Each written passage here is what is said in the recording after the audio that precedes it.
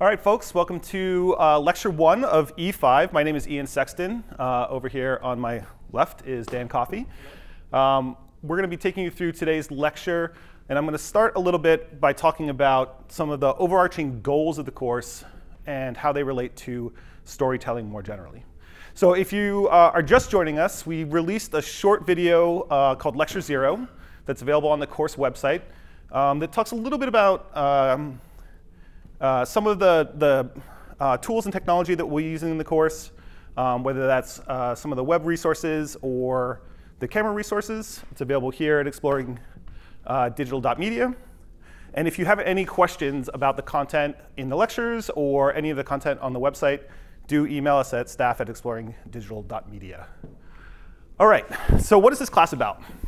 So our sort of slug line for this is that it's a practical introductory course that gives fast-paced overview of a broad range of topics related to contemporary media. Okay, and we sort of highlight this idea of practical and introductory. We are going to talk about photography, video production, audio recording, HTML, a little bit of JavaScript, which is any of those topics could be a course in themselves. Okay, so we are going to sort of broadly reach across and look at all of these different tools and how we best might use them. Okay, so if you're coming to this class with not a lot of experience and you want to sort of think about where you want to go in digital media production, this is a great start. If you're coming with a little bit of experience in one of these areas, then you have time to sort of investigate. Maybe you have experience in photography. We can spend some time investigating video production. Okay, but so the practical component is that we're going to spend a lot of time actually making work, right? We'll take photographs. We'll produce short videos. We have a large final project for you guys to work on. And so one of the things that we do want to talk about is how those tools, right, relate to the ideas that you want to express. Okay? Because at the end of the day, a camera, when you're taking pictures, is just sort of a dumb box. It needs a very smart operator in order to help it do the things that you want, right, to express yourself more fully. All right? So all of the decisions that you make from a technical and a logistical standpoint either support or detract from the idea that you're trying to express. All right, this is going to be sort of a foundational idea across everything we discuss. Okay, that media production in itself is a series of trade-offs. Okay, choices can range from visual and compositional choices, right? Where I place the camera, what exposure I use to make my image, or they can be logistical and workflow, right? I only have a budget of $10. Okay. Well, that's going to limit the kind of camera that I can use for this assignment. All right? Just as a simple expression. So our intentions and our required deliverables, what we're hoping to achieve, right, will define the options that are available to us. All right. So at the end of the day, we should be proactive decision makers who manage visual and narrative choices to support our goals. Right? That's where we want to get to. Okay? And as I said, every decision is a trade-off, and your choices either support or detract from your intentions. All right? So at the end of the day, we need to understand what we want to say so that we can choose the right technical expression and the right logistical expression to say that in a way that matters to the people who are listening. All right. So your trade-offs generally, and I think you may have all seen this before, where you can have either speed, cost, or quality. Okay? You can have 2 of them, but you can't have all of them, right? Is the sort of normal maximum for this. And so if we think about this as in the sense of media production, right? If we have cost and speed, right? It doesn't cost us a lot, and it's very fast. You could maybe think of a point-and-shoot camera, right? You can get them for very cheap. They're mostly auto. They produce JPEGs, which can be instantly posted to the web, or perhaps even your phone. You take a picture, and it can go right to Instagram. Okay? It ends up not costing a lot, but it also has limited controls. Okay? The image that it makes, it's not easy to adjust the aperture or change the way it looks. It sort of takes one kind of picture all the time. All right? So, and at the same time, it also takes like very small pictures, right? They're designed to be posted to the web. So you sacrifice some quality for ease of use, speed, and cost. Okay? Whereas if we have high quality and high speed, then we sort of end up in this place where it ends up costing a lot.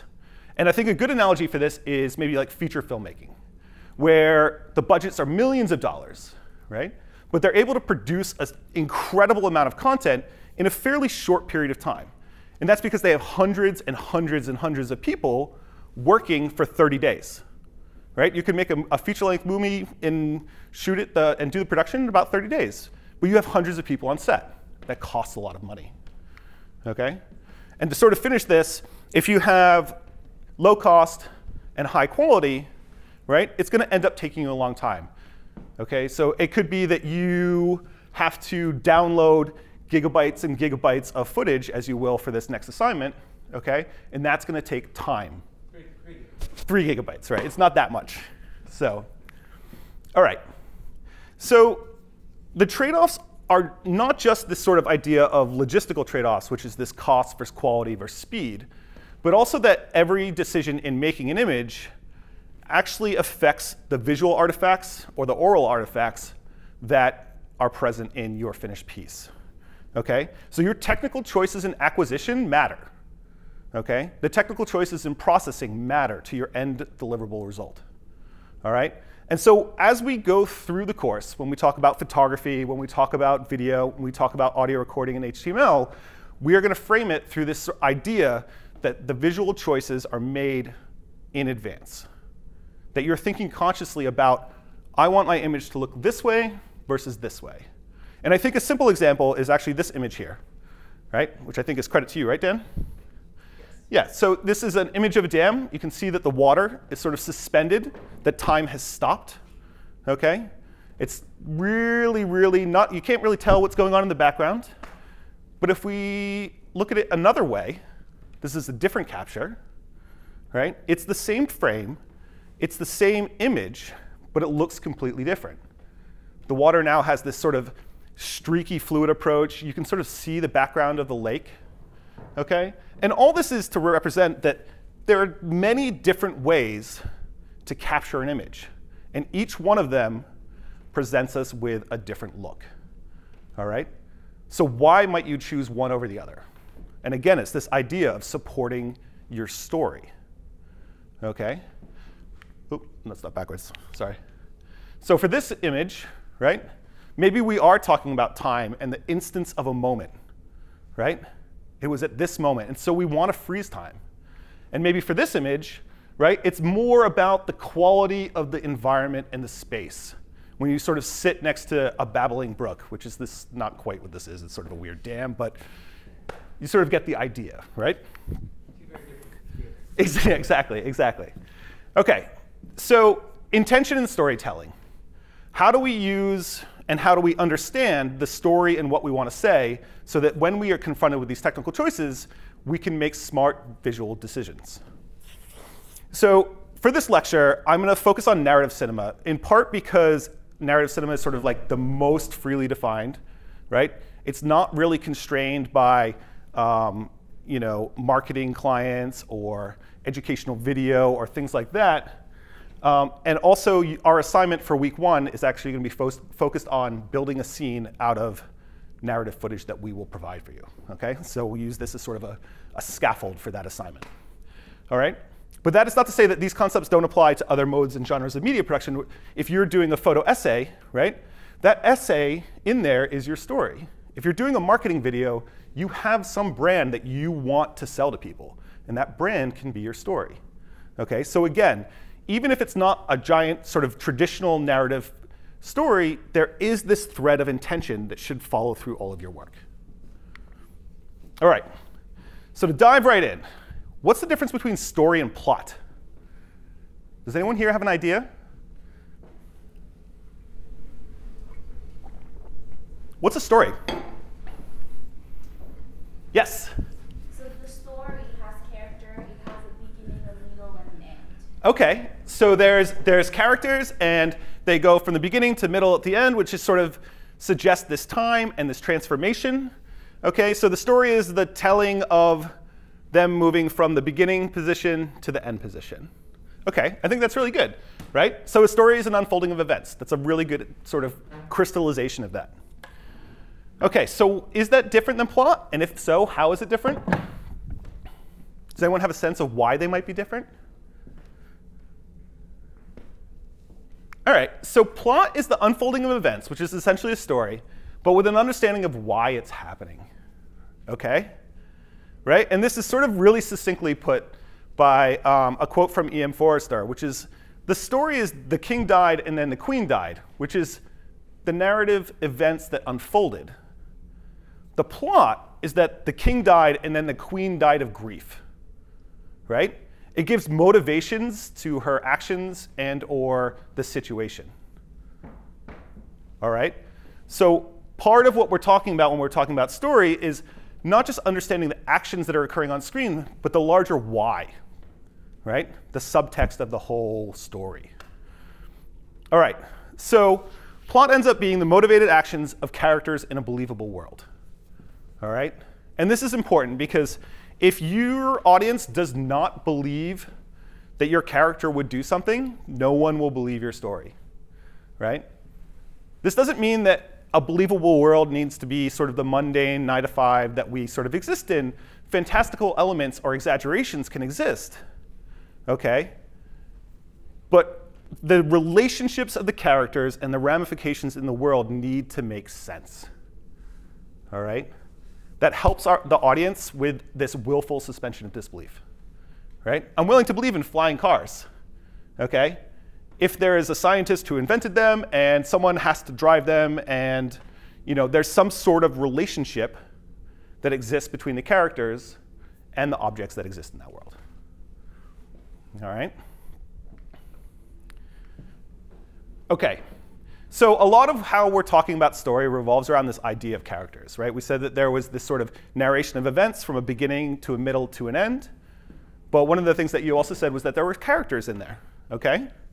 So understanding your characters becomes really fundamental to motivating them correctly, all right? And so there's a sort of basic 5 questions that we can ask about any character in any given story, all right? The first one is, what does the character need? What are they trying to achieve, all right? So these are things like goals, OK? What does the character want to do? And a goal could be something as simple as like, I want to throw a dinner party. That's my goal for the day, for the evening, I should say. OK? The other question is, how does the character change throughout the story? OK? Good stories allow your characters to start in one place and end up in another, with some transformation in between. OK? Which brings us to sort of what is preventing the character from achieving their goals. If it was easy for the character to achieve a goal, there'd be no transformation. So in storytelling, we'll often put impediments in the way of our characters, right? This is the idea of conflict, okay? That there's some force in the world that's stopping the character from achieving what they want to achieve, and that they have to somehow battle around that, which is the idea of, like, that's what gives a story drama, okay? The other one is, what must the character give up to overcome this obstacle, okay? So if we're talking a little bit about how characters transform throughout their story, then at a certain point, they have to give up something or change, all right? And this sort of weight allows the character to have a bit of a dilemma, right? They have to struggle with this decision. I have to give up X because I want Y, right? Again, it's building this idea of drama, okay? And how does a character resolve their attempt to achieve their goals? So in many stories, the character wants to achieve a goal, they struggle to achieve it, they achieve it, and it's like infinite happiness, right? It's perfect. Everything's great. But in some stories, a character is striving to achieve a goal, and they finally get there, and they realize they don't really want to be here after all, right? They missed what they really wanted, okay? So your resolution doesn't necessarily have to be this sort of perfection of happiness. The character doesn't have to achieve the goal, okay? But you do need to understand and realize how that resolution applies to your character. So we talk a lot about goals, right? But goals are sort of, as I said, say, I want to have a dinner party tonight. But the stakes are a little bit different, okay? The character goals are actions that I can make, or that they can make, Okay, so I could host a dinner party, but the stakes are why. Right? Why am I hosting a dinner party? Is it because I want to have my boss over and impress them and sort of garner support for a promotion? Right? Or is it because I want to cement my role as a father figure for my family? Okay? Those are two very different motivations for the same action. Okay? And this is that idea of subtext, where you can imagine that the words on the screen are something like, wow, it's going to rain. Right? Which are fairly flat. Wow, it's going to rain. Doesn't really mean much. Okay? If I am on a picnic and I say, wow, it's going to rain, right? That has a different meaning than if I'm standing in sort of a field during the middle of a drought and I'm like, wow, it's going to rain. Right? One's sort of apprehensive and dreadful, and the other is like, oh my God, this is amazing. Okay? So those stakes end up being the why behind the goal. And this is that idea of character motivation. If your character is acting or taking actions that don't sort of align with the stakes that are presented to them, right, then it doesn't feel believable, and it sucks the audience out of that sort of willful suspension of disbelief. Okay?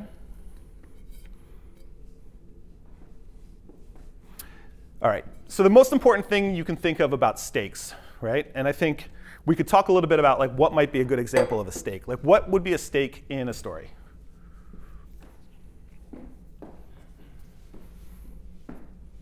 Yes?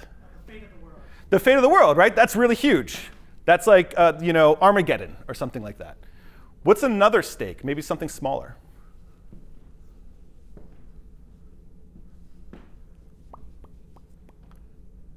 Yeah? Wanting to get your dog back. What? Wanting to get your dog back that was stolen, which is the stakes in what, John Wick, right? Yes. I think so, yeah. So exactly. So one of the things that's sort of interesting is that large stakes often tend to be less effective, right? I don't have a lot of experience with what it's like to like save the world on any sort of like large action movie scale. Okay? I do have experience with what it is to sort of feel the loss of a pet. Okay? So it helps me sort of uniquely identify with that character almost immediately, right? And I can buy in and help frame, like, buy into the narrative that's building and use it as a framework to understand the story. So the key is this sort of idea of empathy, right? Characters can't exist in a vacuum, and having your audience empathize with them and identify with them makes this narrative more believable. All right? So even if there are flying cars, if I identify with the shared humanity of the characters in that story, I'm willing to sort of suspend my disbelief at this idea of flying cars. All right. So building empathy is integral to this. So we think about, as you begin to develop stories, think about relatable moments, right? Moments of vulnerability, right? Injustice, fear, loss, feeling lost and adrift, okay? Other ways that we can build empathy is sort of focusing in on that idea of our shared humanity and personal experiences that we understand as storytellers and audience members.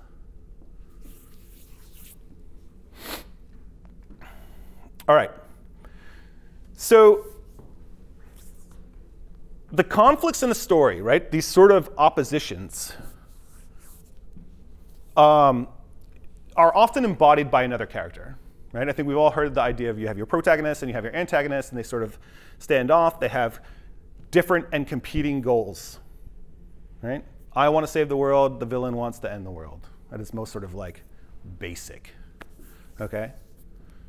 Again, overcoming that conflict needs to result in some fundamental change for your character, which can be positive, negative, and even in some cases neutral. All right, so when we think about multiple characters, we can think a little bit about building relationships, okay? And so building relationships means that like even when people are aligned, or even when they're squaring off against one another, with opposite goals. Okay? So this idea of power differentials, who's in control? How do they exercise control? Right? Does that shift? You know? So it's really simple. Like maybe it's like I could take this and I could give this to Dan, right? And I'm like, here you go, bud. That's one kind of relationship, right? Give me that back. Right? And I handed it to Dan, and I'm like, no, you can't have this. Right? It's a completely different kind of relationship. And it's sometimes just as simple as that. The ideas of proximity, okay? When you're presenting two people on screen, the closer they are, the more likely they are to be aligned together, right?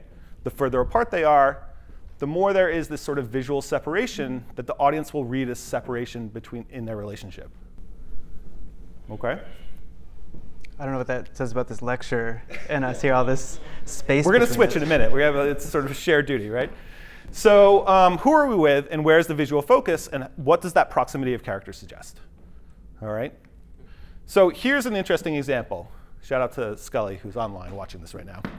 So we have a foreground character who's sort of much larger in the frame, right, than our background character.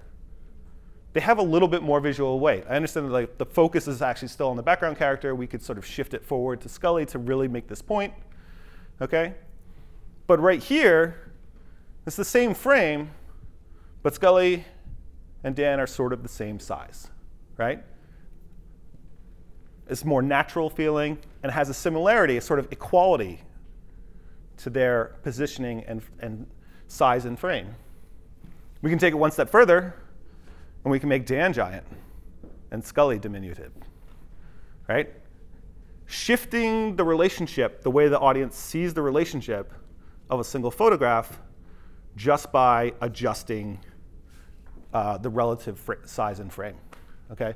And so don't stress too much about how this is done, right? When we get to lensing and composition, we'll dive really deeply into it, but just be aware that you have these tools at your disposal, okay? So at the end of the day, right, good narratives and good stories are drawn by building tension, okay? There has to be some uncertainty, all right? And the stakes of the story need to be such that we're not entirely sure that our protagonist is going to achieve their goal, okay? So a character with conflicting desires, right? I have to give something up to achieve this thing that I want. This builds tension in the story, right? Something they don't want to give up. They have to trade for something that they desire, okay? Uncertainty about your character overcoming their goals. So this is sort of the idea that the stakes may be so large that they may not overcome them, right? That the conflict is so entrenched that it's difficult for them to achieve and climb over that impediment, right? Uncertainty about who to trust. And I think we've all seen films where there's sort of like a red herring where one character appears to be friends with another character and ends up betraying them at the end. And there's often, if you go back and watch those films, there's a little bit of foreshadowment that will come about, right? There's some visual hint that this character isn't quite right, whether it's something with the lighting, right? Maybe half their face is in shadow, right? To give you that sort of duplicitous look, which is so old-timey. But that there's these sort of visual cues that the filmmakers are putting in there to help guide your understanding of the story.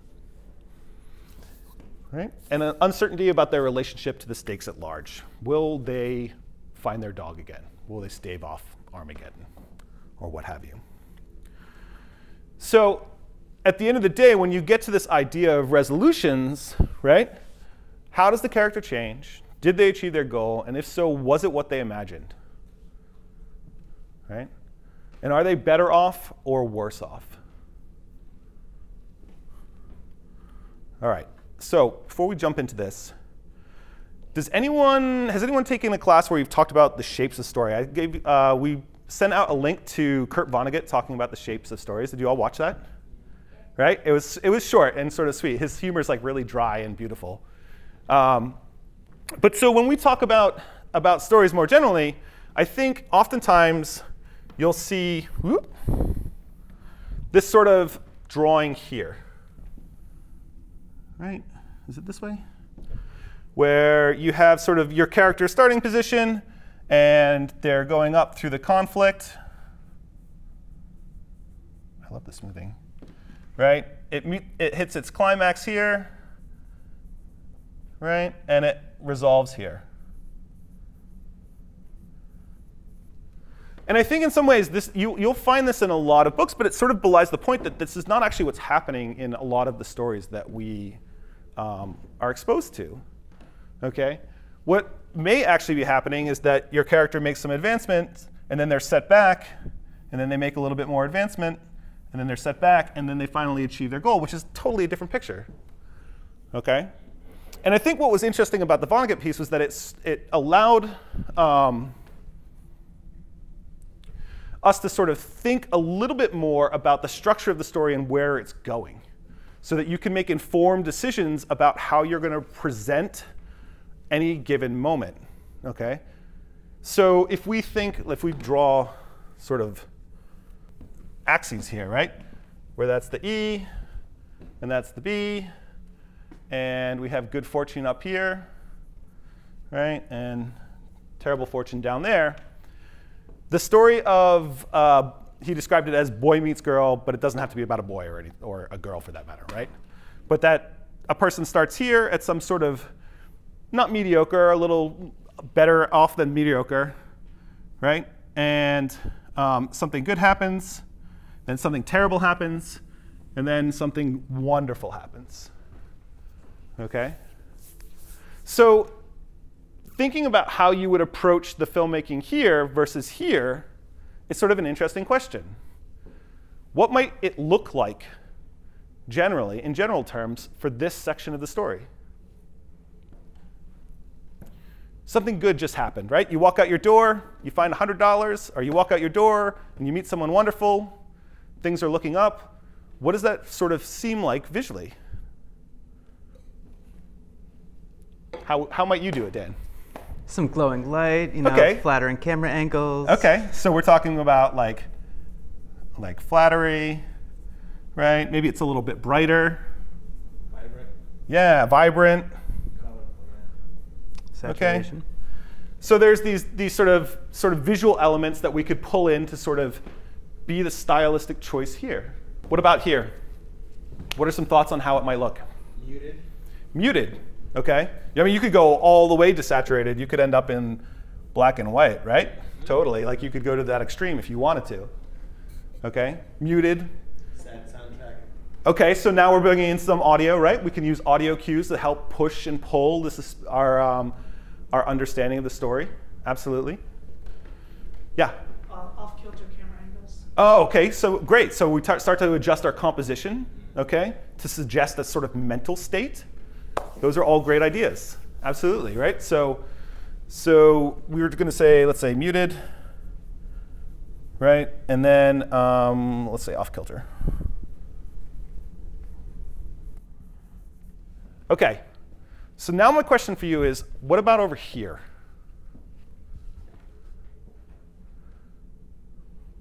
Super bright.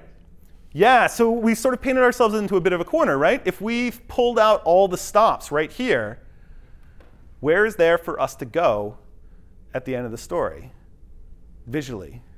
Okay? So maybe actually, like now that we've sort of begun to think about this, maybe we want to scale this back a little bit. Okay? It's not super vibrant, but it's definitely not muted like this.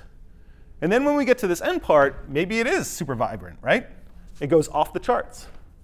Okay? So taking the time to do like sort of your first steps in pre-production, which is thinking about the shape of a story, right, can help you define how you're going to approach your visual choices. Okay? And so don't stress out too much about how to achieve vibrant colors or off-kilter compositions. We'll get to that when we cover the ideas of photography and video production. But begin to think about the context and the content that you've seen and how you can apply it to stories that you want to tell. All right? Beautiful. Should we do one more? Or should we watch a clip? What do we got? I think we will, let's run over and we'll watch a clip, because I want to show a short opening of a film that sets up the larger narrative and then sort of tease apart some of the choices that were made there and how they might support the story that we see, but also the story that's going to be told. So the film I want to show today, the opening sequence, is from a film called Blue, which is part of the Three Colors trilogy by Krzysztof Kieślowski, excuse me. And it's the first in a trilogy of films called Blue, White, and Red, which represent the colors of the French flag and are sort of loosely evocative of the ideas behind that.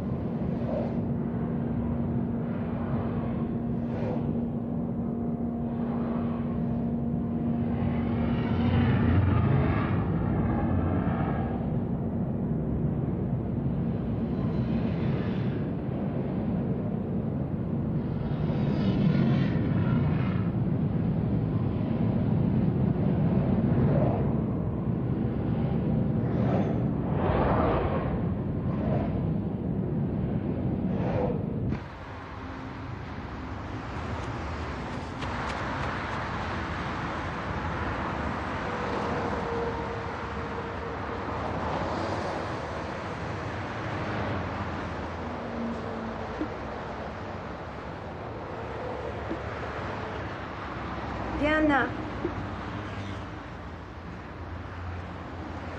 Allez, monte.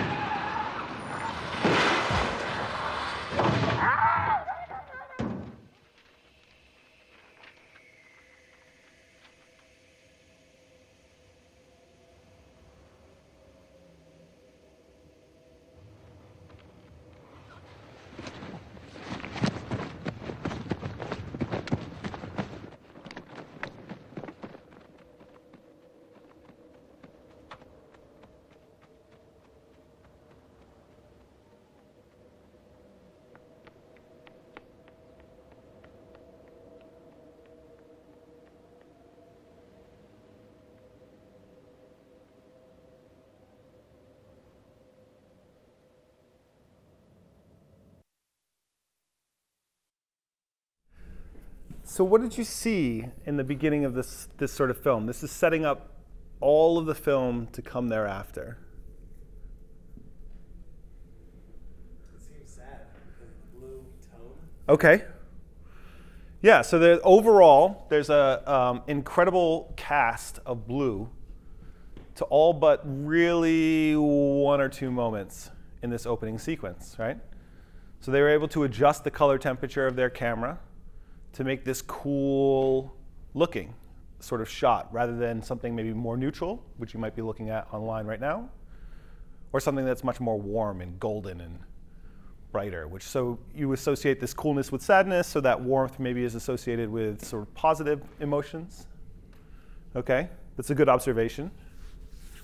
Yeah. If there were certain elements of danger, Okay, some elements of danger. What do you mean by that? like a camera angle that kind of looks at traffic moving very fast, but doesn't give a complete look, complete view of what's happening, basically. Yeah, so it's sort of obscured, right? We're looking at everything from the underside of the car, right? Just remind me. Oh, I'm sorry, yeah. Later on, then the fog that's appearing on the road. Yeah, and the car seems to, so there's fog that's appearing on the road, and the car seems to sort of be traveling fairly recklessly, right, at high speed. And we get that sense from the way the cars move in front, right, as it's sort of overtaking vehicles, and that sort of sharp horn sound.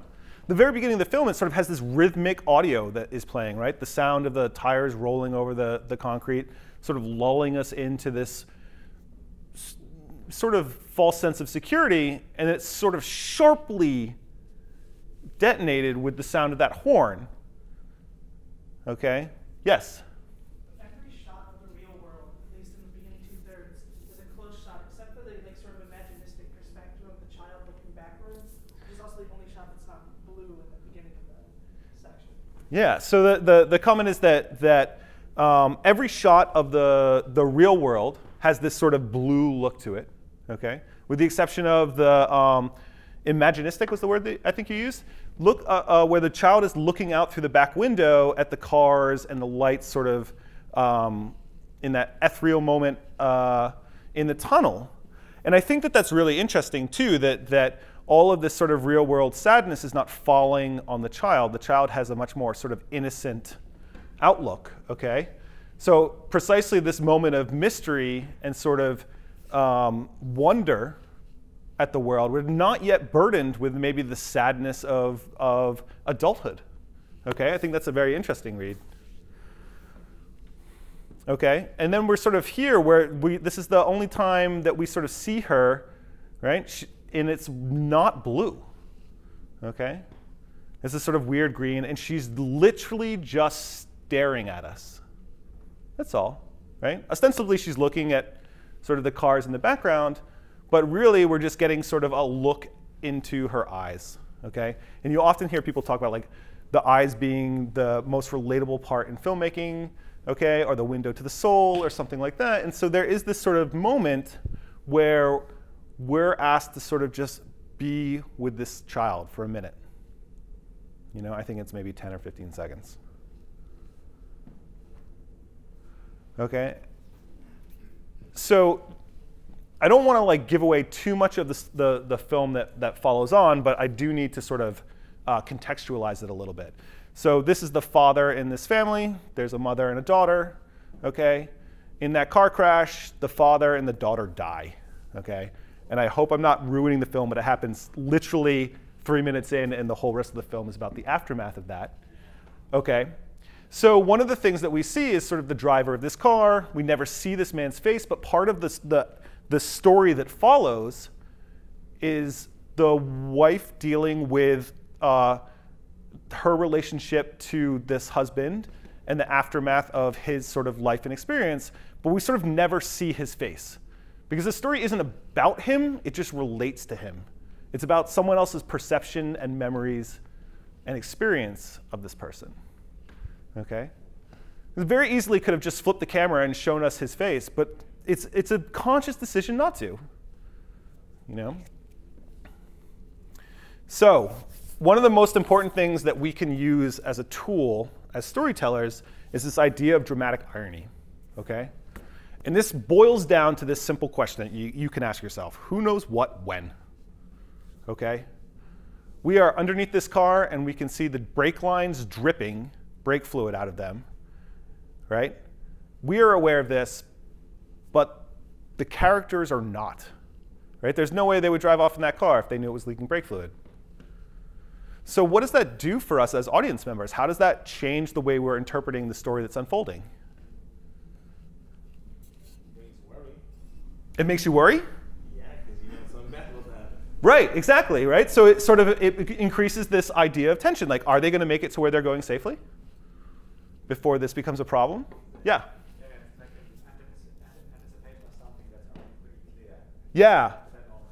it's sort of surprising too. So this anticipation of something clear in the moment that you're saying is like, I know that something bad is going to happen because you're showing me this brake fluid, but I'm still hoping that it won't, right? It's very powerful, okay, to sort of like show us this bad thing that's about to happen, and like my gut reaction is to hope that it won't. And that's the beauty of like very craft-oriented storytelling.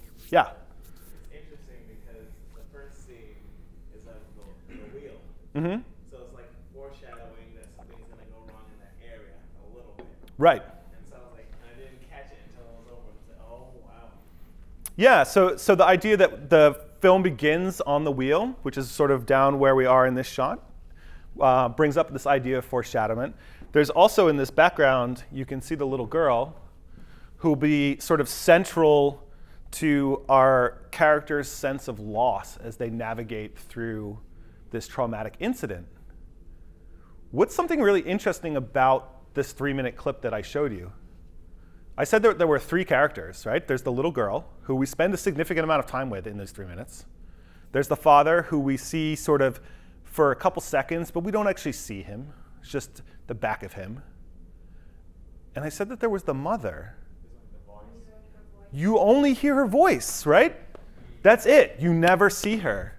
And so this, again, is another conscious decision that he's not going to not present that character in this moment, and that the rest of the story will be about her, and we will be with her the whole way. It's sort of a creative inversion, if you will, right, of who we are with in any given moment. OK. A couple other tidbits that are sort of interesting.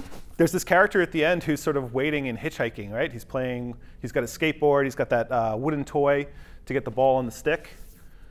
You know, and so there's this sort of concept of these missed chances. Like he's trying to hitchhike in this car that not only seconds later crashes, right? In a like terrible car crash.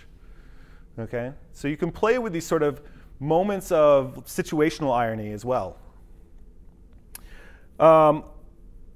So one of the things that sort of as a craftsperson who makes films, I do love this moment of this crashed car because it's pretty obvious that they didn't crash it in that moment, right? If you sort of watch it, you'll see that it sort of falls down and the hood closes, and then someone throws paper out the window, which becomes like a little bit humorous because you can sort of see the mechanism of them creating the violence of this car crash, right? And they're like, let's make this more violent. We'll throw paper out the window, okay? And to a degree, it does make it more violent, but it also adds this weird subtext where I find it humorous because I know there's a person in there throwing paper out. Okay, but so ask yourself, does that help the narrative at this moment, or does it end up hindering it? So you increase you made a choice. I want to increase the violence of the car crash by throwing paper out of it, but now there's this interpretation where it's actually a little bit funny and staged. Okay? And it actually reduces my connection emotionally to the moment, right? And increases my connection sort of intellectually as like a craftsperson of making movies. Okay? Which may not be the intention. So even when you're working through these stories, like sometimes you will make a decision, and it may backfire a little on you. Okay? And that is okay. The point is to then sort of take time, look at the work, reflect, right? Grow and adapt. And that's one of the reasons that we're going to build in a lot of critique time as we move through this semester. Okay? So that, yeah, maybe we'll try something interesting, like increasing the violence by throwing some paper out. It worked. It sort of didn't work, right? We can talk about that overall. And the final thing is sort of this character's loss of innocence. This character shows up again later in the film. But you can see that they throw away their sort of childish toys or childhood toys, their skateboard, and that little game. I don't know what it's called. I should look that up. As they run over to this sort of scene of carnage. Okay? And this is just a really simple sort of symbolic device. I'm carrying this bright yellow skateboard, right? That is the only bright thing in this whole image, right? It's foggy, it's muted, it's all the things that we said would be when we were down in the bottom of that story. And this young man has this bright, vibrant object that he casts away in this moment. right? As he moves from sort of childhood to adulthood, maybe. Okay. So I'm going to turn it over to Dan briefly to dive into a little bit about the story choices in editing and talk a little bit about Shotcut more generally and in preparation for the next assignment. All right, welcome back everybody to round 2 of Exploring Digital Media. Thanks to Ian for the great primer on storytelling. So now we're going to dive into the business of editing. So what is editing, right? So if filmmaking is telling the story and taking it from conflict to resolution and kind of riding the story arc along the way, editing is deciding how we tell it, right? Ian talked a lot about the elements that you can use in composition and color temperature and other decisions you can make to tell the story. And as an editor, you're the one taking these media pieces and putting it into a timeline, into a sequence, and actually assembling the story. So how do we edit, right? In the olden days, it looked like this. So this is what is this, Ian, a Steenbeck machine? Yeah, a flatbed editor. Right, so I've never actually touched one of these machines myself. Ian has, but you've got reels of film that go through it. You cut it, you splice it, you physically actually like tape film together to put these shots together. So it's really hard to Command Z and undo. But fortunately, in the world of digital media, we have what are called NLEs, or nonlinear editors. And there's a whole bunch of them out there. Some of the big ones right now are Adobe Premiere. We've got Final Cut Pro, iMovie, Avid, and up here on the top left, we have Shotcut, which is the editor we're going to use in this class. And the reason we're using Shotcut is because it is free. It is cross-platform, so if you're on Windows or on Mac, it's very easy to use. But you kind of get what you pay for sometimes. It's a great piece of software, but there are some pitfalls that come along with it. So one of the first things I really want to hammer home as we get started is that you need to stay organized, and that's all the way through the production process. Starting back in pre-production as you're thinking about your story and how you want to tell it. When you're actually shooting the film, you definitely want to be organized. And when you get to post-production, like as simple as how you arrange the files on your hard drive matters, because you need to know where everything is. And if you need to access a file or a piece of music, right? If you have a standard convention for how you do this, it'll make life a lot easier as you try to sift through all your footage, because as you build bigger and bigger projects, your files on your hard drive will actually enumerate many times over, and it'll be hard to find things. So stay organized, and we don't specify any specific organization in this class. You're welcome to use this example, but find whatever works for you and stick with it. All right, as I said, staying organized starts in pre-production, but even on set, right, it's really helpful to kind of use something like a slate here where you can write information about the scene that you're working on. You don't need anything as fancy as this if you don't want to. You're certainly able to use a whiteboard or a piece of paper. But if you're doing several versions of the same shot over and over again, it's really helpful to kind of know which one is which. And in the assignment that you'll get tonight, the first thing you'll see in every take is the slate that sets up for you what shot it is that we are working on in that moment.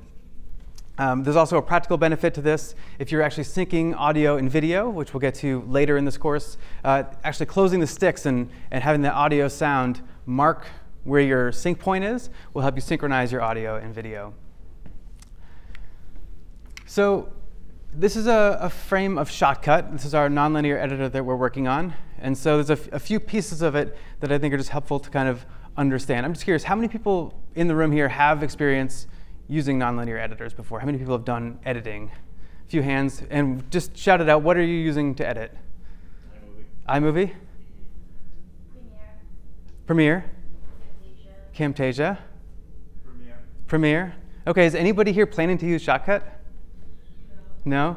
OK, well, this is a question for the online students, too. Let us know if you're planning to use Shotcut, because I'm going to spend a little bit of time going through how to use this software today. But we do not require this. Certainly, if you're comfortable and you know another editing software, please use that. This is simply if you're trying to get into this. I think that where Shotcut kind of falls for me is like one step above iMovie. There's a few more complex things you can do, but definitely a step below the rest. And it is a little bit buggy. As I've been using it and getting ready for this class, it does crash on me a reasonable amount of times. And there's a few annoying things that you can't do that we'll get into as well. But the price you cannot beat. All right, so down on the bottom of the frame we're looking at is our sequencer timeline, and this is where we're going to start to take our media and assemble it so that as we play back, think of this x-axis as time. As we move along time, right, this is what we're going to see visually. So whatever the top layer is, hierarchically, is what we're going to see. So if this clip overlaps this clip, this is the clip that we're actually going to see in our viewer when we watch.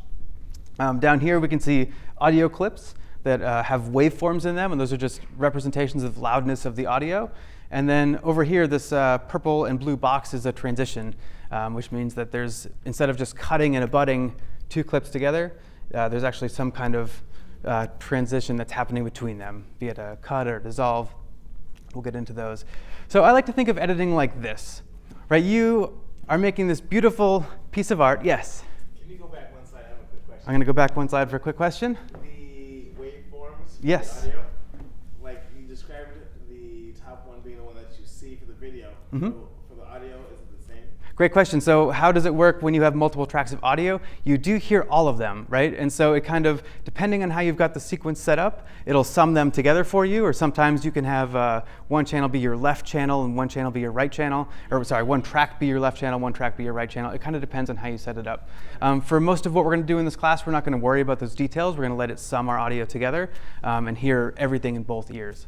But yes, so you can actually turn tracks off globally. There's a little speaker button here, and this is common in every NLE. But you can, if you decide, oh, I don't want any of this track, you can turn it off and get that sound out of there. And going back to being organized, it's kind of helpful to kind of put like your soundtrack on one track, so you can turn it off and hear just the dialogue if you've got the dialogue on one track. Or if you have two people talking, put person A's dialogue on one track and person B's dialogue on another, so you can quickly hear who's saying what, or turn off the music. Just to make it more quick to make changes. All right, so my analogy about what is editing, right? So we're making this beautiful tapestry together of visual elements and audio elements. So I like to think of the sequence as our canvas. It's what we're actually applying our paint to. The clips are our paint. And often, we talked about the difference in colors and contrast and everything. So I think it's a fit analogy.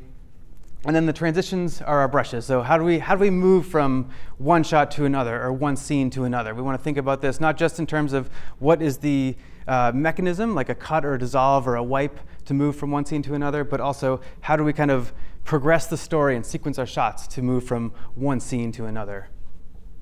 All right, so transitions. On the left, we have a frame from iMovie. On the right, we have a frame from Shotcut. And so as you can see, the creators of these software have given us a multitude of options, right? We have cross dissolve, cross blur, fade to black, barn door diagonal, northwest to southeast. Tons of options, right? How many people have spent time throwing these into your project to see what they look like? So as a rule, don't use any of them, right? Just kidding. These are my rules. So I think when you tell an effective story, it's not about gimmicks, right? It's simply about moving and progressing your scene very simply. And we're going to talk about how you make an effective cut, because cutting is really the biggest transition you're going to use, I think, when you're telling stories. So just to zoom this in for you, you might be wondering, what is matrix snake parallel horizontal? I wondered that when I wondered. So I didn't want to leave you disappointed. Here it is. So I mean, it's gimmicky, right? Like, what does this actually do for our story? And if you go back to Star Wars and George Lucas, right, he certainly uses wipes in a creative way and effectively. But I think for the purposes of this course, as we're starting out, it's our goal to equip you with the tools for telling an effective story without having to resort to anything like this. Yeah, so, we appreciate it. All right. So as I said, the bread and butter of your editing is going to be the cut, which literally looks like this. We have, shot A that abuts to shot B, and dissolves where they overlap, and there's like a transition between them that's smooth and gradual. All right. Everybody's heard the term three-point editing in this room, maybe? Maybe not? Anybody want to throw a definition on it for me?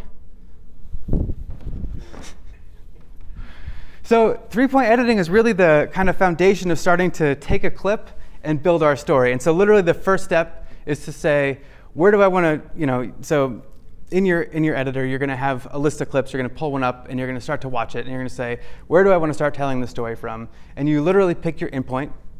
you say, OK, I'm going to have this clip go from here to here. And you pick your out point. That's where you're going to end the clip. And then you have to decide, where does it go into the timeline, right? Am I going to put it before the shot? Am I going to put it after the shot? Do I want to have it come in halfway through where I had the previous shot? And so there's some shortcuts to do this, because this is what you will do as you start to build a story very frequently. So in Shotcut and in many other editors, Premiere included, it's the I and the O key. So as you're playing along your preview window here, you hit the I key, and it'll literally shorten your clip, the in point marker here, and then you keep playing to where you want to end the clip, and you hit O, and that's the out point. And then there's a shortcut to drop it into your timeline, which in Shotcut is the A key to append it to the end of your sequence, and the B key just to drop it in and overwrite whatever clip your marker is on. And there's this white line here is the playhead. And so wherever that is where you're going to append things to. Or wherever you're going to, if you hit the B key, wherever the clip will end up. All right, so how do we organize our story visually? This is the question, right? How do we want to tell our story? You know, Ian gave a great example of you know, what choices you make when you start, you know, here, and then you go down to here, and then you come all the way back up. Like, what do you leave yourself? So you want to start to think about these things when you unfold your story in editing too. And the real thing you want to start to ask yourself is, why cut? This is the big question. So when do you want to make the transition from the, you know, medium shot, let's say, of somebody, to the wide shot of the next person, or the close-up of the next person, or the close-up to the same person? Why would we want to change the shot? Yes? Because based on the feelings that we want to do, if we want to get more intimate with the character or get closer to be able to say something important, Yeah. After establishing where they are. And Sure. dive into. So you might go closer if you want to be more intimate with somebody, right? Because a close-up shot, right, we're typically talking about the face, gives you much more information about their emotions. You can read their face. You can see their eyes much bigger, right? Makes total sense. So there's a few reasons. There may be more information that you want to show, right? Maybe you want to come in and show that this person's actually upset. So it's a reason to cut and come closer. Or there's something from the scene that's not visible that you want to see. There's nothing else to gain from the current shot. That's also a reason to get away from your current shot or transition into the next scene. But every time you make an edit, you are making a decision now. Like, I feel like once you're informed of this and you start to think about putting a story together, every cut that you make or every dissolve that you make should be informed, and it should focus around telling the story that you intended to set out to tell. So we kind of talked about shot progression there when we talked about, you know, going from a wider shot to a close-up shot. So let's take a specific example for a second and talk about how we might unfold it visually. So let's take a horror scene where we have an axe murderer who's chasing somebody through a factory. How do we want to? What's the first shot that we want to show to tell the story? Show the factory. Show the factory, right? So this is probably like a wider shot, and it's going to give us more information about the location that we're at. Okay? Right. So maybe in the same shot we kind of introduce a character, and then we maybe meet the person who's being chased, and we're kind of getting a little bit tighter here as we work our way in. And then, you know, we cut to the reverse. But what I'm trying to get at here is that a common pattern as we start to progress our shots, really immaterial of the scenario, is that you start kind of wide because you get a lot more information in a wide shot. And we're going to talk a lot more about this in the composition lecture.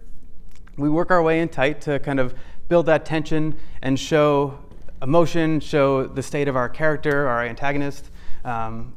And then we kind of work our way back out. Or we kind of ignore this part and transition right to the next scene. But this is kind of a typical pattern of building that tension. And so Alfred Hitchcock here has a great rule about this. Does anybody know what the Hitchcock rule is? And I'll just say every rule is meant to be broken, right? These are kind of conventions as you get started that are helpful to get you to meet expectations of your audience. But there's certainly times to break all of the rules. So Alfred Hitchcock's rule is that the size of what you see on screen corresponds to how important it is in the story at that moment. So if you go to a close-up of Ian's shoe here, right? You get a close-up of that. It's probably very important to your story. Otherwise, why would you do it? And I think that makes sense.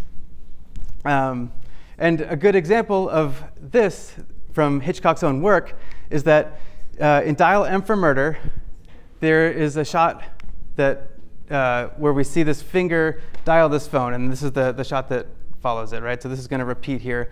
And so the limitation of the time was they didn't have the technology or lenses to kind of get this shot. So what he ended up doing, because this shot was so important to him, was that they built a big phone that was this big and a big wooden finger so that they could actually get that shot. So, I mean, can you imagine how painstaking that would be to actually have that kind of construction just to get that one moment of a close-up shot? So, what's that? My goodness. Yeah. So that's kind of where Hitchcock's rule comes from. But it's really important to think about what you're showing on screen, and the size of it can relate to how important it is as well. All right. So continuing down our something to add? No. Okay. Continuing down our shot progression here. Let's watch a clip here of this gentleman, and excuse me, without giving anything else away, I want you to watch this scene and tell me what your impressions of this gentleman are.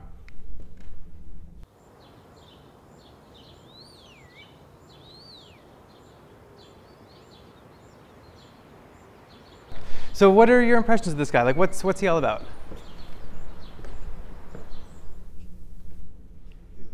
Waiting across the street. He's waiting across the street. Normal guy, weird guy? Weird guy. Weird guy. Why weird? The face he's making. Okay, the face he's making. But the shot is fairly neutral, right? There's nothing kind of sinister about it. I mean, we're close up so you can see his all his glances and whatnot. All right, how about this scene? Ready?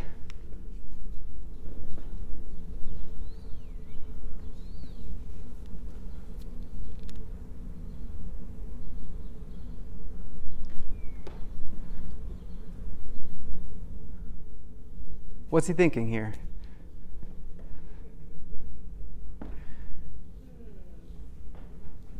No? Kill someone. He's thinking maybe kill somebody? Could he be a serial murderer? That look to the side definitely helps in that context. All right, should we look at one more?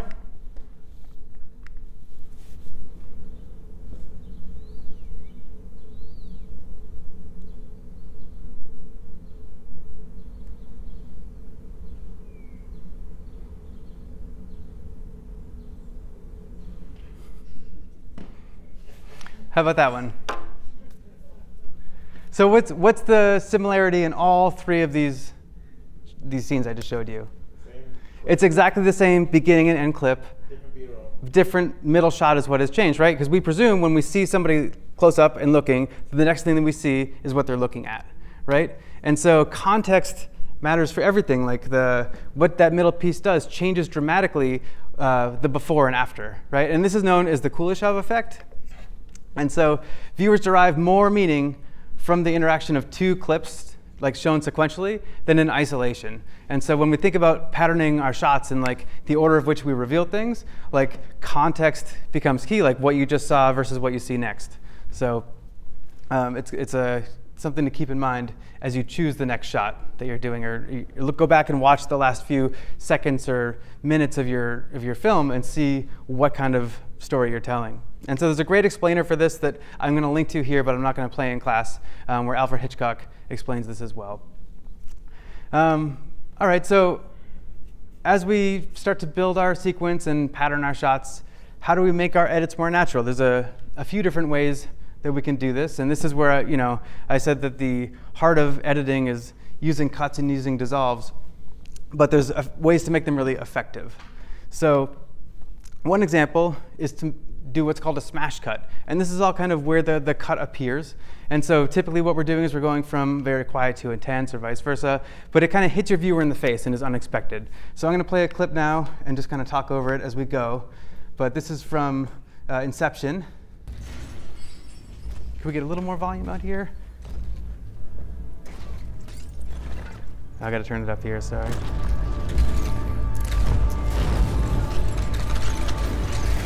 It's just a dream, then why are you... All right, so there's this like really dramatic moment. The world is literally exploding around them, and all of a sudden they are ripped back to reality, and it feels very different, right? But it's very sudden and unexpected, and you don't even. I mean, it brings this kind of heightened sense of that transition that you made for dramatic purpose.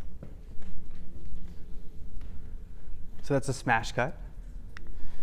A match cut, this is when you've got two frames that are framed the same way. Sometimes there's audio that overlaps and helps make this transition. But let's take a look at a transition of a match cut. This is from Breaking Bad.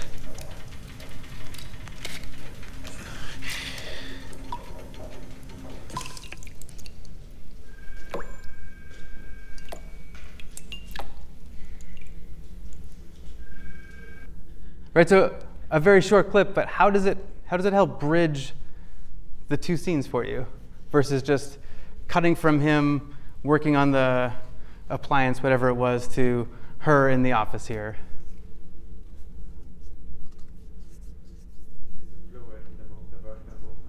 Yeah, you're not really taken out of the moment, right? It's not jarring at all. The flow of the camera is the same.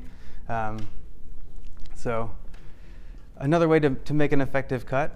You can have an audio match altogether. So here's more of our serial killer.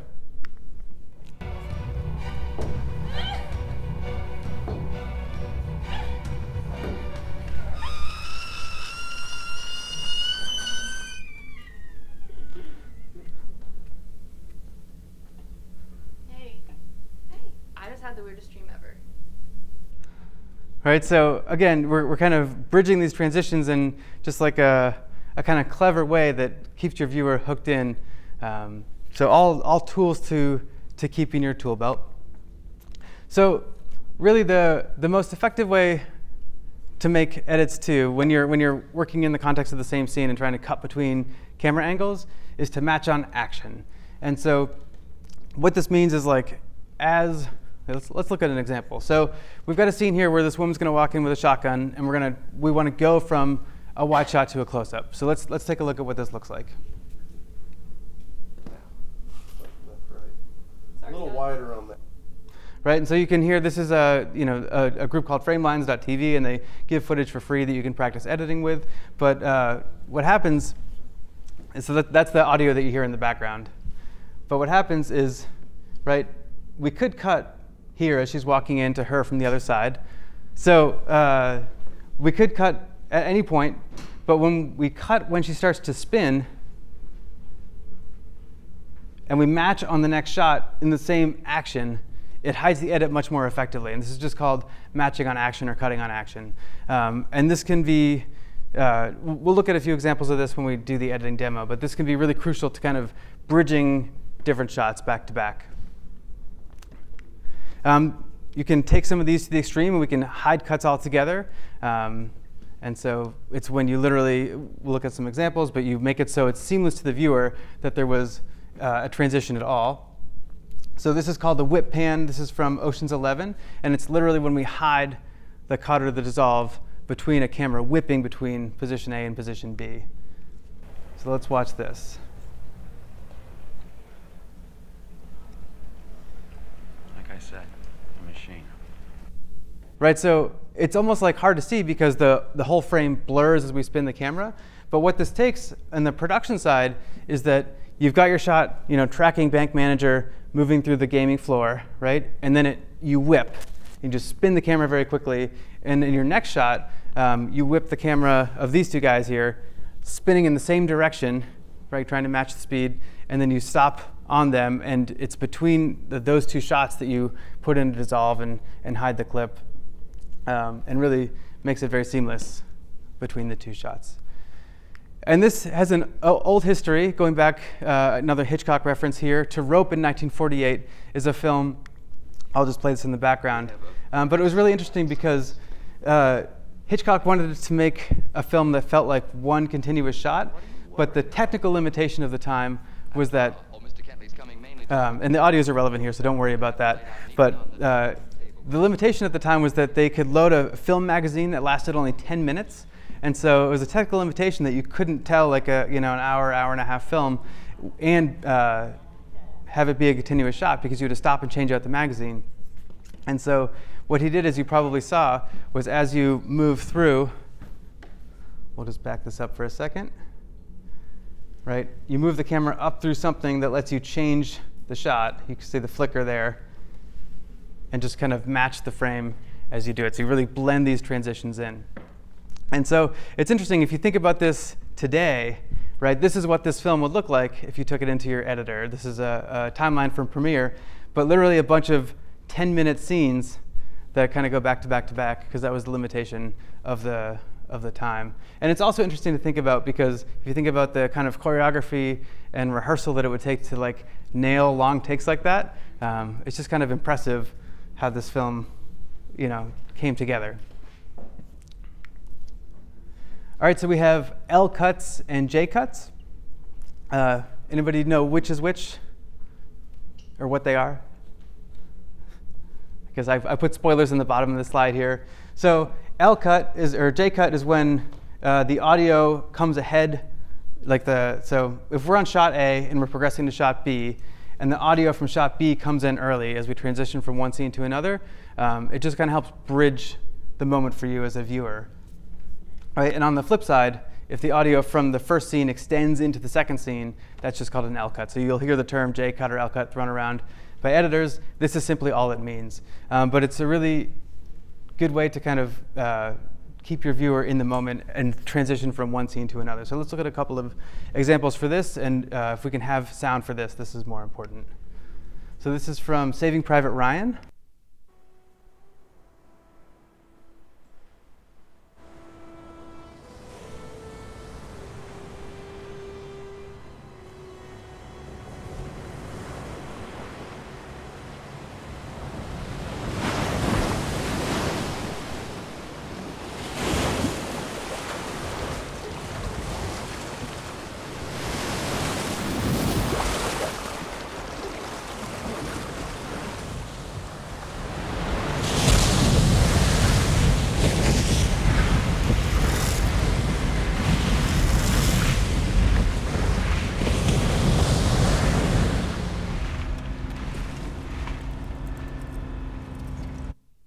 So if you noticed what we saw as we dollied into the old man, who was, I think, at a funeral service or something like that, you started to hear the waves come in from the next scene before we even got there, and it kind of built. And I think on the cut there was a big crash of a wave, but it was much more seamless than just cutting from man sitting in wheelchair to cutting to ocean spraying. So the opposite of that is an L cut. So let's take a look at this from Ferris Bueller's Day Off. Here. Adler. Here. Anderson. Anderson. Here. Bueller. Bueller. Bueller. Bueller. He's sick. My best friend's sister's boyfriend's brother's girlfriend heard from this guy who knows this kid is going with the girl who saw Ferris pass out at 31 Flavors last night. I guess it's pretty serious. Thank you, Simone. No problem whatsoever. Fry. Fry. Fry.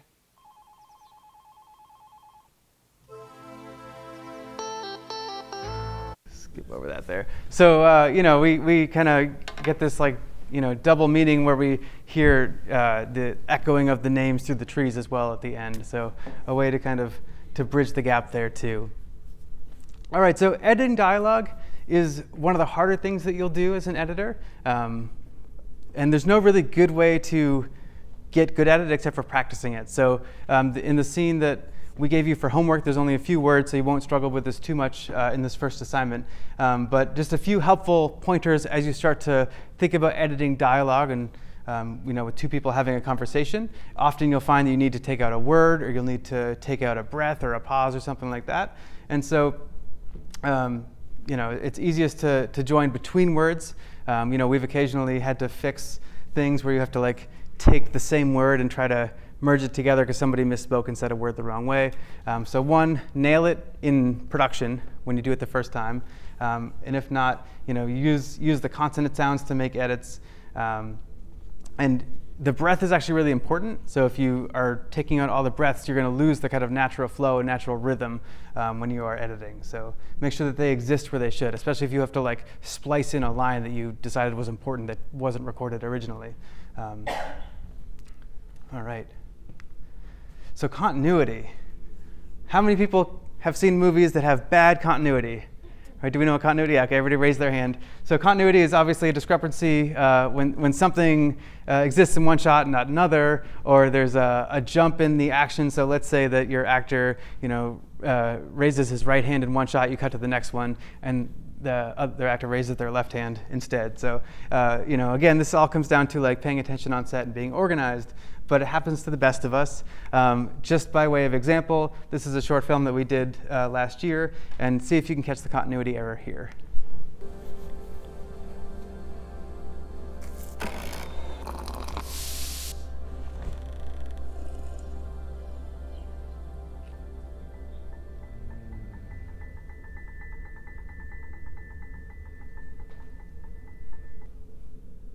Anybody see it? What was it?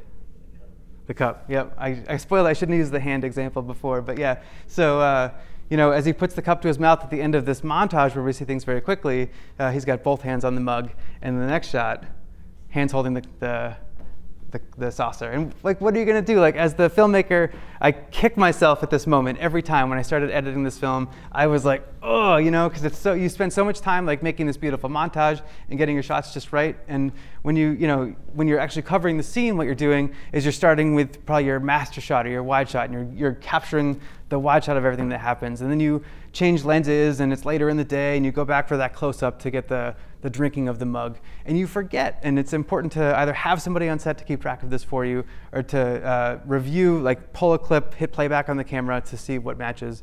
But it's just so easy to overlook things like this. And so, yeah, if you didn't see what happened here, we had the left hand just kind of go from the mug and disappear. But it's kind of heartbreaking. But how do you deal with it? The key is to kind of distract your audience. So we had really fast pacing on most of those shots leading up to that, some sound design to help distract you so that hopefully you didn't notice it. I mean, we had a couple people with sharp eyes certainly grab it, but you do your best to kind of bury it when you notice a mistake like that. All right, so pacing your story is also important. We talked about the kind of emotion behind the story that you're telling, and that'll affect the pacing. I think that is fairly straightforward.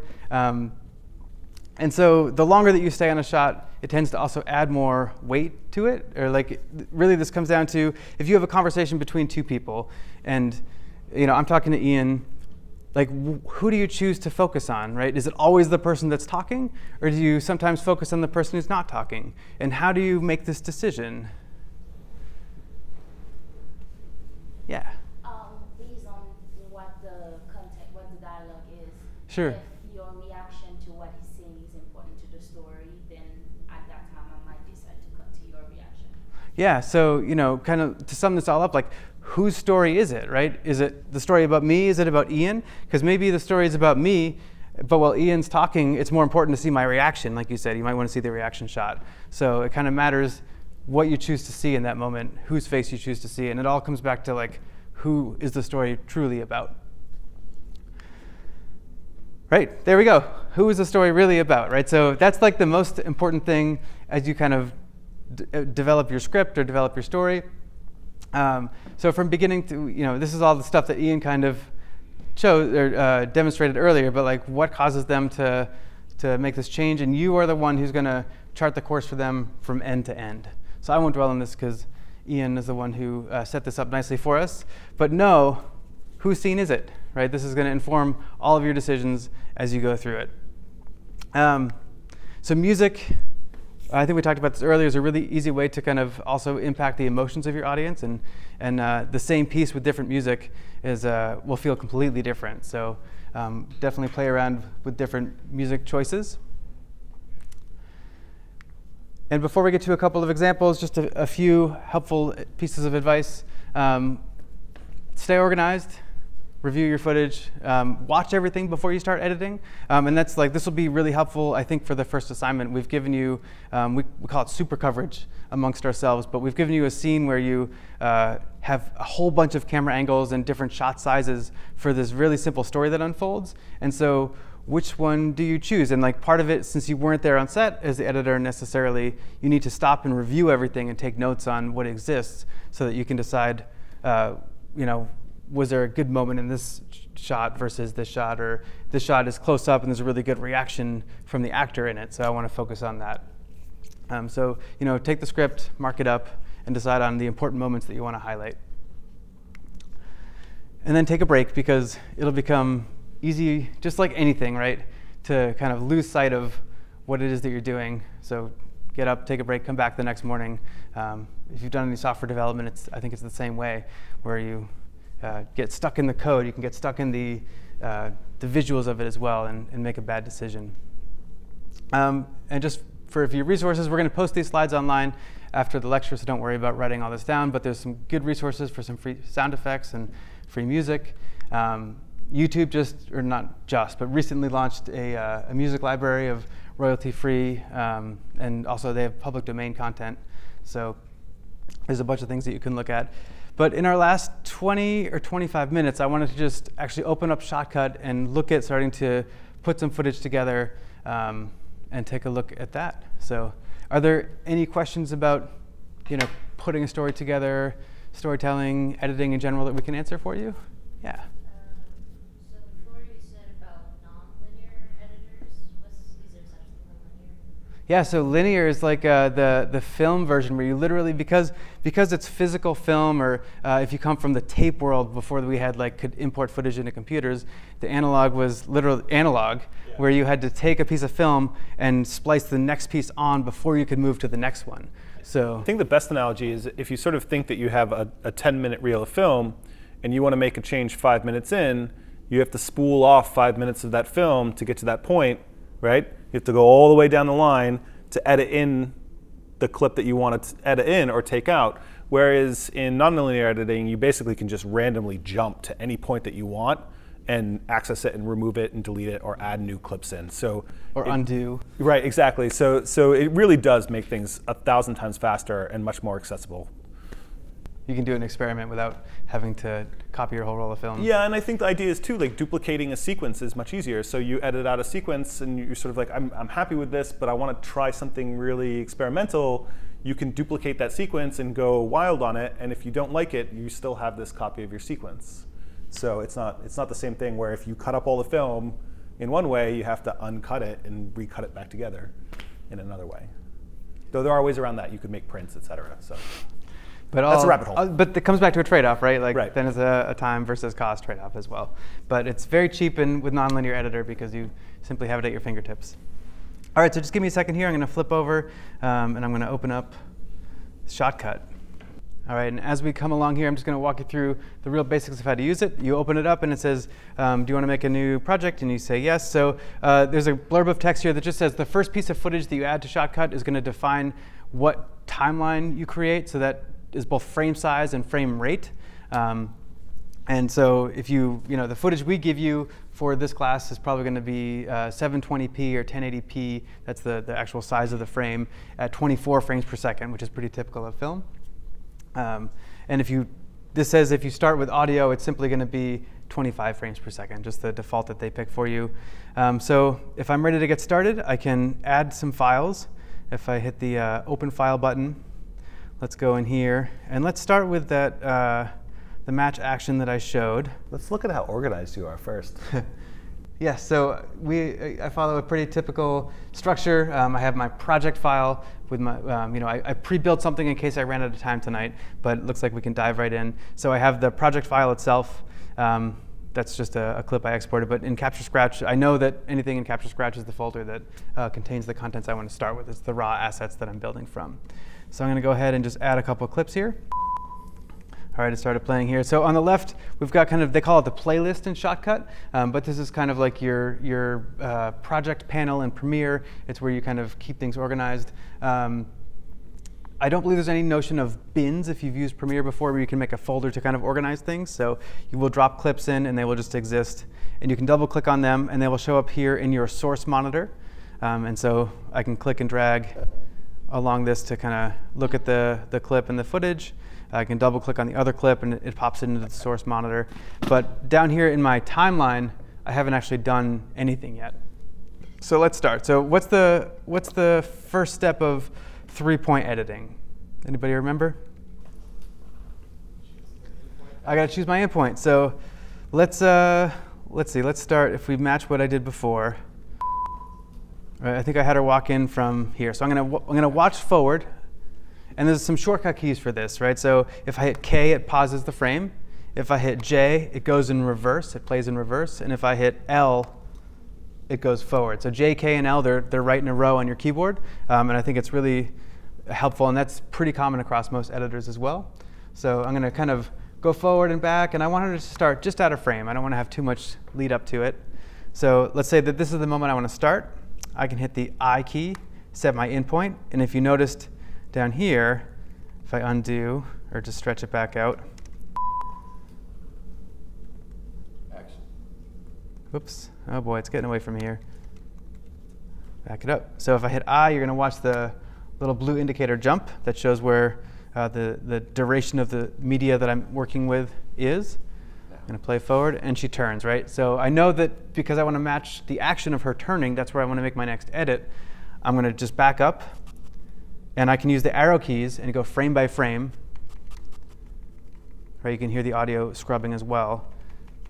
And let's say here, she spins there. I'm going to hit the O key. You can see that that got much shorter. And then you can hit one of these buttons. So like I said, A appends it to the current track, which means it just goes at the end. Or I can hit the, I think it's the down arrow, and that'll overwrite the clip onto the current track. So I'm just going to press one of those. And then, bam, down here, as I start to play, I have the clip that was just the piece of what I selected. I want to draw attention here to these two words. So there's source and project. Some nonlinear editors like Premiere will separate these into two windows for you. But in Shotcut, I don't believe you can. Let me see if we can just drag it out. So you have to choose if you're looking at the source monitor. And that's kind of where you're, think of it as where you're picking from, right? You haven't made any commitments to the media yet. But the project is your timeline. So anything in your project is going to be literally just playing back your timeline. And the software is smart enough that it shows you kind of what you want to see. If you're playing back your playhead from the timeline, it will show you the project window automatically. If you double click on another clip, it'll put it in the preview, the source window for you. All right, I think I must have hit a keystroke and lost my shot B, so I'm just going to open that one back up. OK. I've done something to filter it. So let's see, is this the one that we just used? Let's see if we can find a moment to cut to match the action. All right, so there's a spin there. So I'm going to arrow forward. She starts to spin. I'm going to hit the I for in point, go forward to the out point. Right, so she spins there and looks down the barrel of the gun. And I'm not sure where I'm going next, right? We could pick the next shot. But I'm ready to kind of put this into the next shot in the sequence. So I'm going to hit the A key, or I think it's the plus key, and that will drop it to the end of my sequence. And there it is. So now we can go back to our timeline and play these back to back. So how does this feel? Choppy. Why? It's not in sync, right? We have duplicated action here. I was not very careful when I did this, but this is OK. This is kind of a good way to work. You kind of rough in your edits when you move from the project window or the source window or the preview window, depending on your software. And then you can refine it once you get it down to the timeline. So I'm going to go frame by frame here and watch the spin. And look at this. Like, she literally turns in the same direction a couple times. So I think I like the timing from here. So I'm just going to remove some of the frames. She's got the gun vertically still. Let's try trimming that there. And so I can hit the plus button here to zoom in, and I can grab. You can see that the cursor changes as I do this. It goes to the little grabby arrows. And now, if I click on this media, I can click and drag. And with this magnetic U on, this magnet, it'll snap to either the next piece of media or to the playhead as well. Thank you. And now, so one of the things that is kind of tricky in Shotcut specifically, let's say that I had, I'm just going to make an edit over here. Oops, undo. Let's say that I had a bunch of clips here and I wanted to move them around together. There's no way to select multiple clips. So I do have to pick each one independently and move it around. It's just one of the shortcomings of the software, but certainly not a deal breaker. And then to move this back, I can click or drag and move it back. It'll snap because I've got snapping on. Or I can right click on this gap here and say remove. And so now let's watch this transition that we just built. How does that feel? Is it a little tighter? Right, so we can certainly futz with this and kind of go frame by frame until it feels absolutely perfect.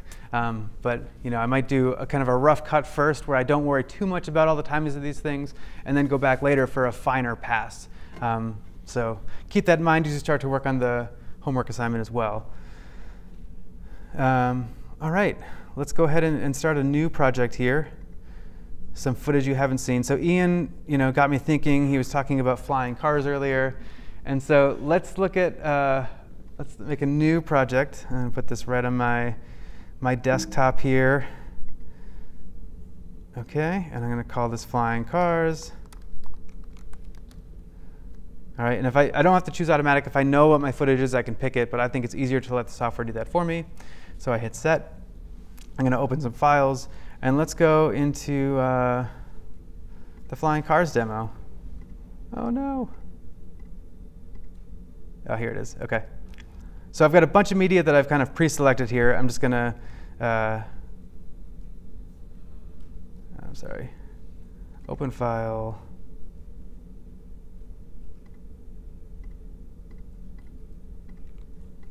There we go. So I'm going to just select all of these pieces of media. I believe you can also drag and drop, and I could drag them from here. Oops.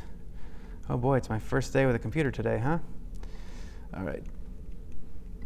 Select all these clips, and you can drag them in and drop them, and they'll show up, and it starts playing for you. So there's no thumbnail on the audio clips. They're just audio, but I can click and play back and hear it. Right, and then a few different audio selections here. And then I've got some clips I can look through. So I'm just going to start looking around, see what I've got here. And so what should we start with? Right, looks like we have this ship taking off, kind of cruising down the runway, flying over some terrain. I'm just going to click and drag and kind of skim through this clip very quickly. Engineer working on it. More flying. Uh-oh. That doesn't look good. All right, so let's start setting up the story about the hover car kind of taking off, making a trip, and maybe we don't know what's going to happen. It could be dramatic ending. It's the first inaugural flight. So let's start with it on the ground. Let's see, there's a shot with the engineers kind of looking at it, right? Let's find that clip. So with my 3-point editing, I can skim through this clip real quick. All right, and I like that moment. I like the orange jumpsuit here, kind of like the engineer walks away, and that kind of signifies like he's good to go. He could have been giving him a thumbs up there.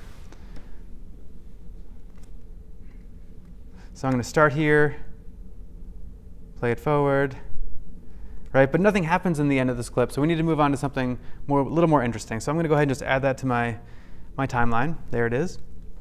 And now let's think about what comes next.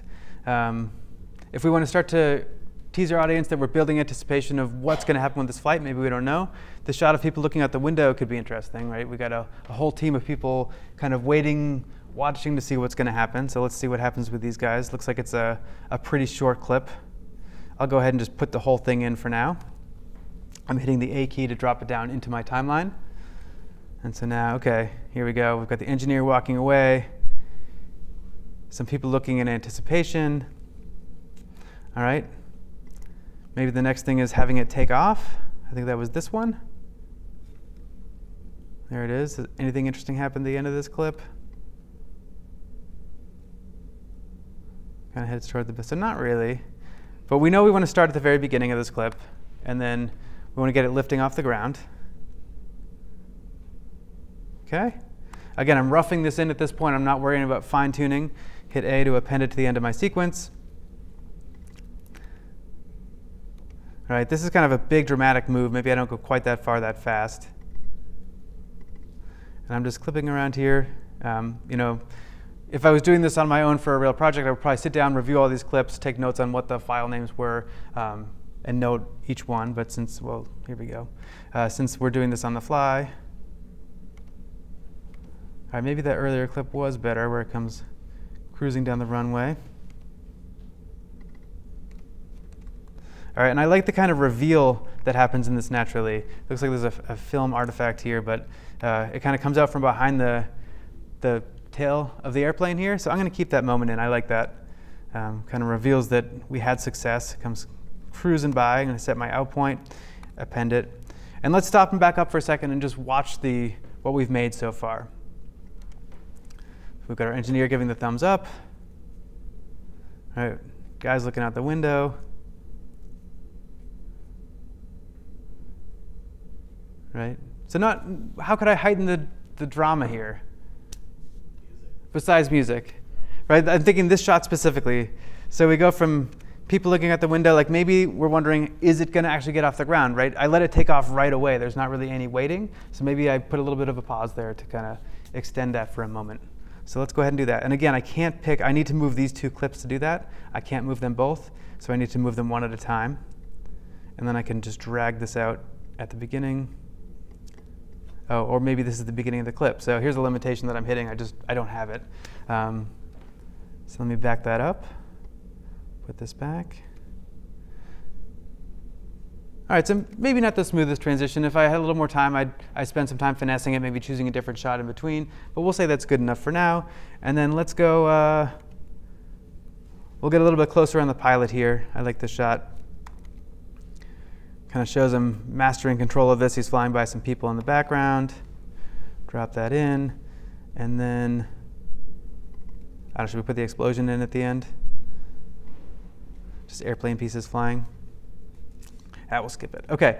So if we want to add some drama to this, like the whole point of this exercise is actually music assignment and how different pieces of music make it feel differently. Let's take a listen to what we have here.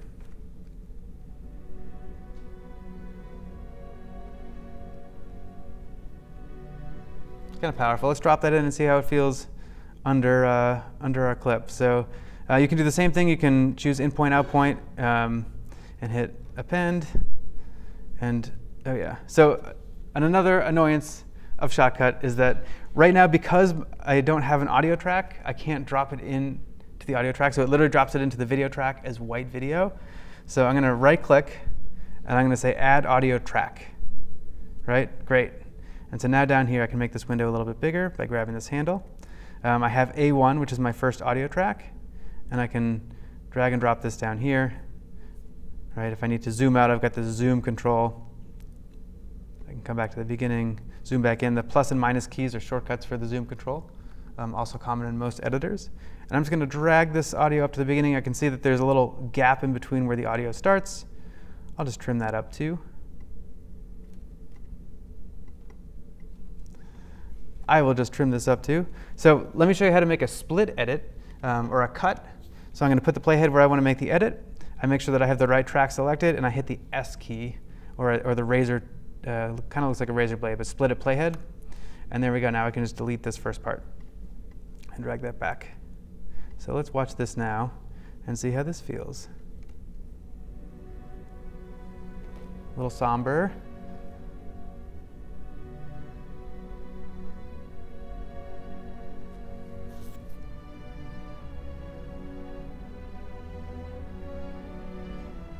All right, so maybe we get to this point that pacing doesn't quite match. Maybe it's not quite the right piece of music. Let's see what else we've got.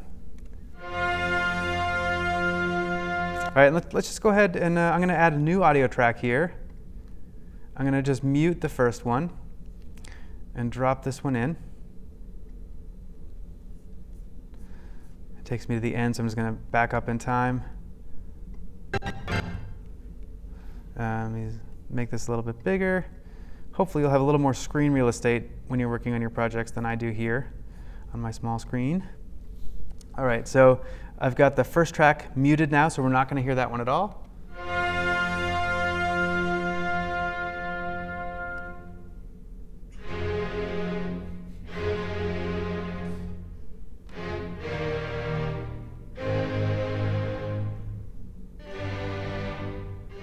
Right, and so now what I can do is start to, like, let's say that this is the piece of music that I like. What I can do is start to kind of line up the critical moments. So at the beginning, let's start in with a thumbs up.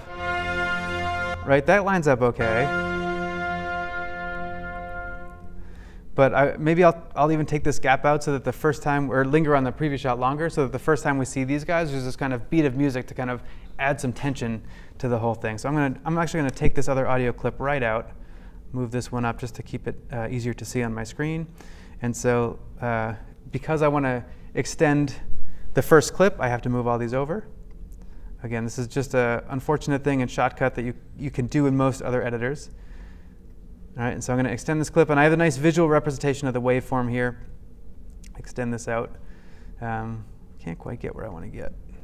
So I'm going to go ahead and just make a little split, a cut here, and a cut here. We'll see if this destroys the feeling, and butt this up.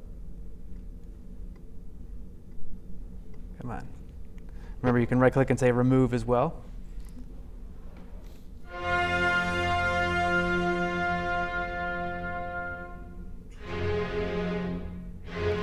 And so maybe I want to actually cut on the second, what's that instrument, Ian?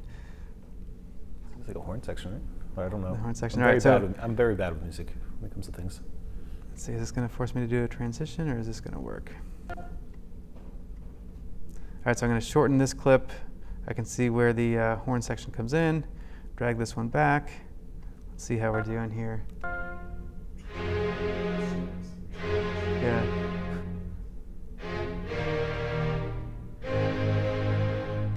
Okay. So you can kind of see how we're progressing here, and we're almost out of time, but that's okay because we only had one more music sample to kind of take a look at and see the difference. But you can see just how quickly just swapping out. We'll drop the last one in. Why not? We're here.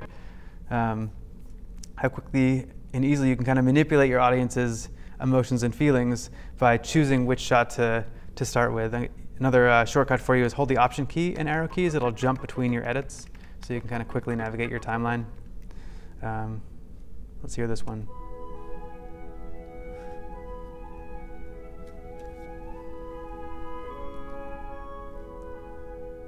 That one doesn't really fit. So, but like, depending on the story you're telling, choosing the right piece of music can have a really big impact. So there's a whole bunch of stuff that you can use. There's no worries in this course as far as like copyright, where you're going to use everything in the context of this class. So use whatever you like. Most of our demos will probably be from the public domain. But I think that is a kind of a good place to leave it. Do you have any? Yeah, there was one question that came from online that was sort of asking about how you might think about telling a story that sort of was non-traditional in its beginning, middle, and end.